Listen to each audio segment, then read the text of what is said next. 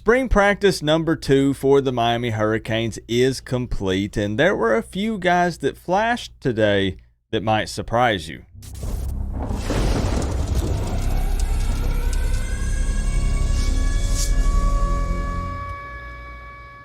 What's going on, Canes fans? Now, before we dive into this recap, make sure that you're subscribed to this channel because we're going to be covering all of spring practice, including a live hangout during the spring game, and I'll try to have links to watch it for free if you need it.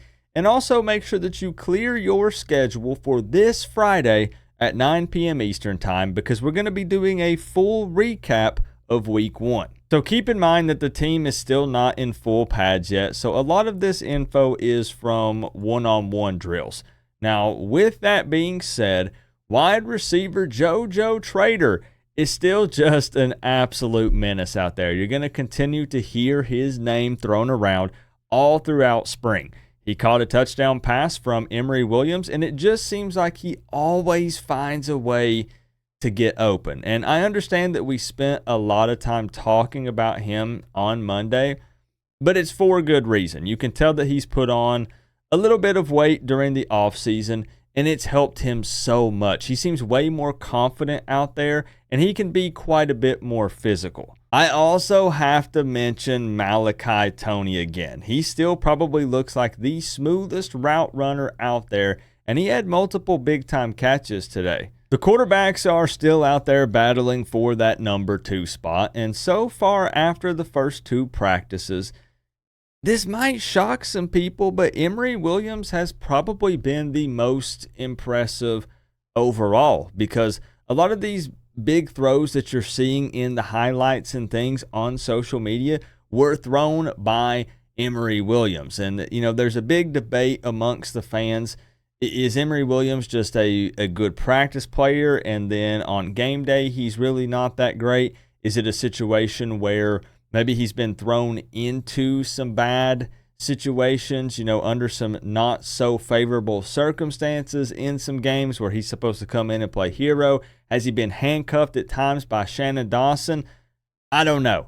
But what I do know is that so far in the first 2 spring practices, he has probably looked the best. We're talking about the overall picture here with the quarterbacks.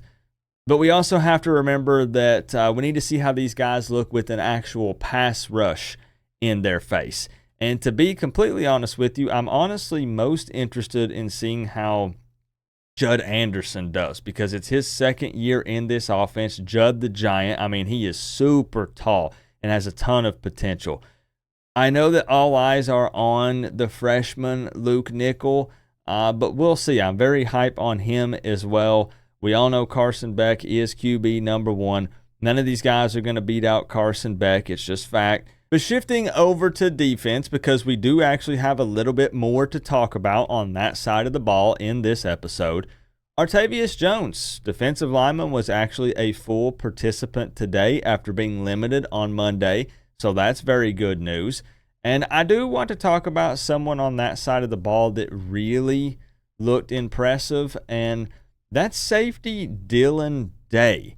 When you go through and watch the clips from practice, when you look at some of the position drills and things, Day is just someone who looks really quick out there. Like he kind of just stands out amongst the bunch. And he actually intercepted a pass thrown by Judd Anderson today. And he just, I wish I knew how to put it into words. He just looks so natural out there. And I'm hoping that he can take a big step this year, and he's going to have an opportunity to do just that. Now, it's also great to see defensive back Amari Wallace out there after he suffered that very significant injury where he fractured his left leg back in 2024. But it has also sparked a little bit of a debate with him because he's rocking number 26. And we all know the significance of that number worn by Sean Taylor. And he has said that he understands the significance of wearing that number and what comes along with it. And Mario Cristobal has acknowledged that as well. But we know that guys that have tried to wear that number in the past just really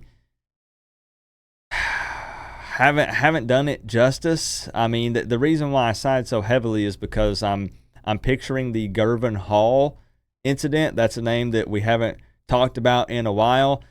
We all probably remember that. I'm not playing the clip. I'm not doing it. I'm not playing the clip. But I'm just saying, hey, you got to know what you're getting into if you're going to wear that number. We did also get to hear from new defensive coordinator Corey Heatherman, and he name-dropped a few guys that he felt like have been the most impressive over these first 2 practices. And he specifically talked about Wesley Basaint, Pruitt, Bain, and Xavier Lewis. Now, let me tell you, he is really high on linebacker Bobby Pruitt, and he praised his awareness and understanding of the game. He also had very similar things to say about Wesley Basaint, and hopefully, again, with Basaint coming up on his, what I believe is his last year at the college football level, you would like to hope that he can kind of be an anchor back there, that he's a veteran. And, of course, there is still the fact that this is a brand new defense for him. So you have to hope that he can really take hold of it and learn it really well. Now, when it comes to Ruben Hurricane Bain, he said probably exactly what you're thinking that he would say about Bain. He's impressed with just how fast and physical he is, especially at the point of attack. And, of course, you know, again, with it being spring practice, there is a lot of cross-training that happens. And cornerback Chris Ewald was seen taking a lot of reps at the safety position today. So we'll kind of see how that plays out. You're going to see, once again, a ton of that, just like you've got Basaint seeing a lot of reps at middle linebacker. They're trying to see who fits where, especially with it being a totally different scheme and brand new defense this year. And a lot of people have also kind of wondered maybe what Damari Brown would look like at that position. Not middle linebacker. I jumped ahead of myself a little bit here. At safety, like we were talking about with Chris Ewald. And maybe we will get an opportunity to get a sneak peek at that and kind of see how it plays out. But other than that, I mean, hopefully in some coming episodes, we can talk more about the offensive line, defensive line, you know, some trenches, some big boys. But it's going to be a little bit easier to do that when the pads are on and it's not so much just one-on-one drills. I mean, right now, early, of course, it's a lot of fundamentals, ball protection, learning the offense, learning the defense, you know, all that good stuff. So as we get deeper into spring practice, it's going to continue to get more and more exciting. Obviously, once the pads go on, you know, that really ramps everything up. So these should get more and more exciting as we get deeper into it. But I did want to end this episode by saying that there was a bit of a scuffle today. I mean, I guess you could call it a fight if you want to, but that also happened on Monday as well. And if you notice, you didn't hear a ton of people reporting that or talking about it because truly, it's really not that big of a deal. I just wanted to mention it because you're probably going to see some people bring that up on social media and on various different forums and things. There's no reason to name drop. It's football. It's a violent sport. It's super physical. I mean, heck, even whenever I played in high school, I know that's a totally different level, but I'm just saying there were always little fights and scuffles and stuff. You take, you know, strong, big, grown men and, you know, you start hitting and throwing each other around and stuff. Somebody's bound to get a little upset and angry over something. So it happens. You're going to have a side that says, hey, that's showing some fight and some heart. I like it. Some dogs out there. You're going to have other people say, Mario Cristobal's lost the locker room. They're already out here throwing hands and pushing and shoving at spring practice. Don't overthink it. It's really not that big of a deal. But again, I just wanted to mention it because you're probably going to hear some people bring it up. But that's really it. A wrap for spring practice number 2. I really just can't wait for Friday because that'll be the final spring practice before they go into spring break. So there'll be a 1-week break there. But then we get to do like a full-blown recap. So we'll hit on all the high notes from week number 1. We can break down and discuss some of the coaches' interviews and player interviews, maybe play a couple of those. So it's going to be a really good time. And again, that'll be this Friday, 9 p.m. Eastern time.